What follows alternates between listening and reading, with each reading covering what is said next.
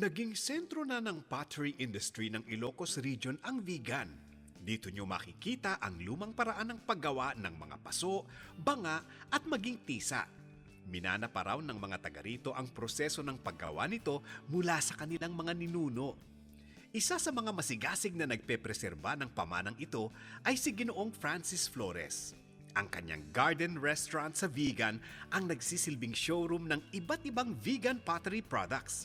Sabi ni Francis, malaki pa rin ang market ng pottery products sa vegan. Sa katunayan nga, sinasadya pa ito ng mga turista. Katulad ng ginagamit ng mga Spanish noon, hindi sila gumagamit ng pugon dito sa area namin.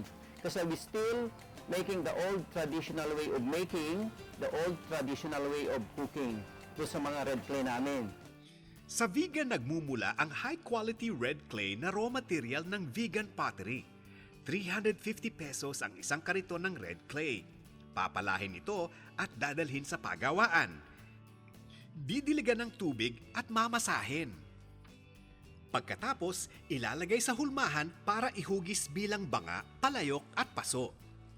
Patutuyuin ng 3 hanggang 5 araw at ibe-bake gamit ang open-air baking technique na hindi ginagamitan ng pugon.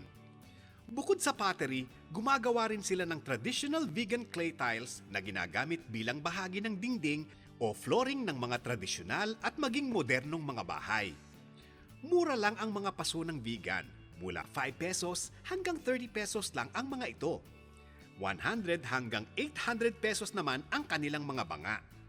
Samantalang 4 na piso lang kada piraso ang kanilang vegan tiles. 3 hanggang 5 beses ang taas ng presyo nito sa Metro Manila at mas lalo naman kung i-export pa sa ibang bansa. 1 hanggang 2,000 piso lang ang puhunan kung nais pumasok sa pottery making business.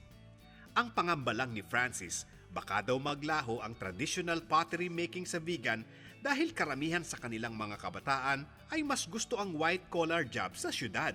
Kasi ang City Government of Vigan tumutulong dito sa amin, nagbibigay sila ng some funds para sa ganun ay yung mga ma-inspire yung mga kabataan. Sa huli, pagdami pa rin ng mga tumatangkilik sa vegan pottery ang solusyon upang mapanatili ang pamanang handog sa kanila ng kanilang mga ninuno. Isang pamanang naging kabuhayan na nila ngayon at maging ang susunod pang mga henerasyon.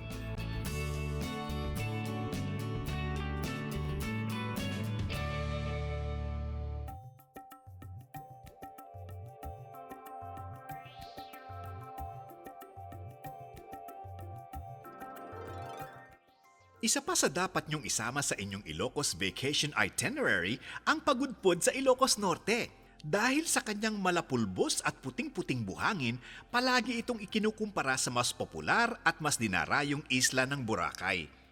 Pero may kakaibang charm itong pagudpod. Mas konti ang turista, kaya mas tahimik at mas nakaka-relax ang paligid. Dito rin sa pagudpod nakilala ng TFC ang mga masisipag at malikhaing ginang na ginagawang kabuhayan ang mga simpleng seashells na kanilang napupulot mula sa dalampasigan. Dahil coastal town ng Pagudpod, gawa sa shells ang kanilang souvenirs. Mula flower vase, keychains, figurines, bracelets, necklaces, anklets at marami pang iba. Naging kabuhayan na ng mga taga rito ang pamumulot at paggawa ng shellcraft. Isa lang si Jenny sa gumagawa ng mga shellcraft. Sa Old White Sand Shellcraft Producers Association ay nagsimula noong January 4, 2004. Kakaiba yung shells namin dito dahil makintab siya dahil sa white sand po namin. Halagang 15 pesos hanggang 200 piso ang presyo ng mga souvenir na kanilang ibinebenta. Madaling maubos ito lalo na kapag peak season. Sa kanilang sistema, pwedeng gumawa ng sariling souvenir item at ikaw na mismo ang magbebenta nito. O kaya, pwede ring ibenta ang inyong mga nagawa sa mga pasalubong center. Dahil libre naman ang shell, kahit 1,000 piso lang, pwede na kayong magsimula ng shellcraft business. Kailangan lang ng simpleng tools gaya ng plies, glue gun at alambre. Gamit ang inyong pagiging malikhain, pwede na kayong makagawa ng sarili nyong souvenir items. Kapag peak season, kayang kumita ni na Jenny ng doble o higit pa sa kanilang ipinuhunan.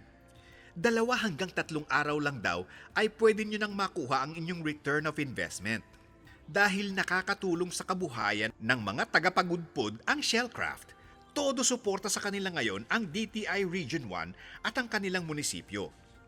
Tinatayang dodoble pa ang mga turistang bibisita sa pagudpod sa mga susunod na taon. Isang biyayang inaabangan ni na Jenny at ng iba pang Shellcraft makers ng pagudpod.